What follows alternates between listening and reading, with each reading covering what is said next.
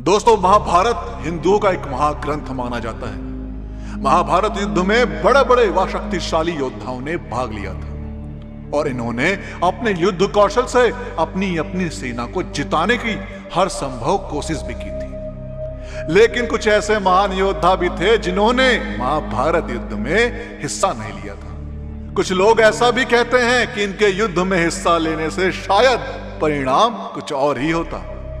क्या आप इन योद्धाओं के बारे में जानते हैं? यदि नहीं तो आइए जानते हैं। दोस्तों, सबसे पहले हम आपको एक ऐसे बलशाली योद्धा के बारे में बताने जा रहे हैं जो महाभारत के युद्ध में भाग लेता तो स्वयं भगवान श्री कृष्ण को युद्ध लड़ना पड़ता। अब महाभारत काल का वह शक्तिशाली योद्धा कोई और नहीं, धृतराष्ट्र का छोटा भाई विदुर थे। विदुर महाभारत काल के एक शक्तिशाली योद्धा होने के साथ ही महान ज्ञानी पुरुष थे। विदुर को यमराज का ही अवतार माना जाता है। विदुर इतने बलशाली योद्धा थे कि उनके पास सभी तरह के अस्त्र शस्त्रों को चलाने का ज्ञान था। श्री कृष्ण ने भी कहा था कि यदि विदुर महाभारत के युद्ध में कौरवों की तरफ से भाग लेते तो उनको स्वयं युद्ध में भाग लेना पड़ता। आपको बता दें कि विदुर एक महात्मा व सच्चे व्यक्ति थे। वे हमेशा से ही धर्म की राह पर चलते रहे। वे भगवान श्री कृष्ण के भक्त थे। इसके साथ ही वे हमेशा कौरवों को गलत राह पर जाने से रोकते थे। उनके लिए कौरव व पांडव एक समान प्रिय थे और संत व्यक्ति होने के नाते उन्हें युद्ध करना पसंद नहीं था। इसी वजह से उन्होंने महाभारत के युद्ध में भाग नहीं लिया। महाभारत के काल में विदुर से अधिक ज्ञानवान व्यक्ति और कोई दूसरा नहीं था। बलराम कहते हैं कि बलराम ने महाभारत युद्ध में हिस्सा ना लेने से पहले ही श्री कृष्ण से इस बारे में बात की थी। बलराम का कहना था कि दुर्योधन और अर्जुन दोनों ही उनके मित्र हैं। ऐसे में किसी एक के पक्ष में युद्ध में हिस्सा लेना मुश्किल हो जाएगा।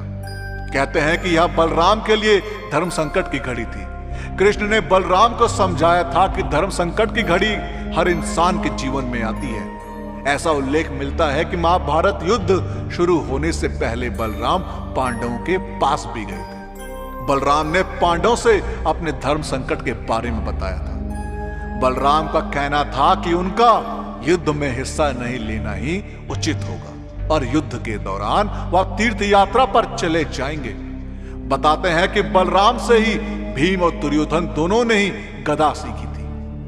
बब्रू वाहन अर्जुन ने अपने वनवास के दिनों में विभिन्न प्रदेशों का भ्रमण किया था। उसी दौरान एक समय वहां मणिपुर राज्य में पहुंचे थे।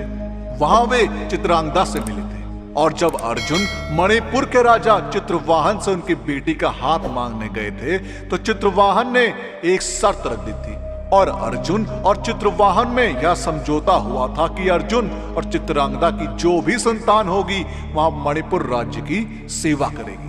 इसलिए बब्रुवाहन कुरुक्षेत्र युद्ध में नहीं आए थे क्योंकि उन पर मणिपुर राज्य की देखभाल की जिम्मेदारी थी। अर्जुन कुरुक्षेत्र युद्ध से पहले मणिपुर नहीं गए थे और ना ही उन्होंने बब्रुवाहन को युद्ध में भाग लेने के लिए आमंत्रित किया था। इस तरह अर्जुन ने चित्रवाहन को दिए अपने वचन को निभाया था। याद रहे, यह वही बब्रुवाहन थे जिनके साथ युद्ध करते हुए अर्जुन की मृत्यु हो गई थी और फिर उलूपी ने उन्हें पुनः जीवित कर दिया था। इस युद्ध के पीछे का कारण अर्जुन और वसुओं का श्राप था जिसका ज्ञान उलूपी को हो गया था और अर्जुन इससे अनजान थे। प्रद्युम्न दोस्तों, महाभारत में कुरुक्षेत्र युद्ध में प्रद्युम्न का भाग न लेने का कारण कहीं भी स्पष्ट रूप से वर्णित नहीं किया गया है। प्रद्युम्न के साथ उनके भ्राता साम तथा पुत्र अनिरुद्ध ने भी कुरुक्षेत्र युद्ध में भाग नहीं लिया था।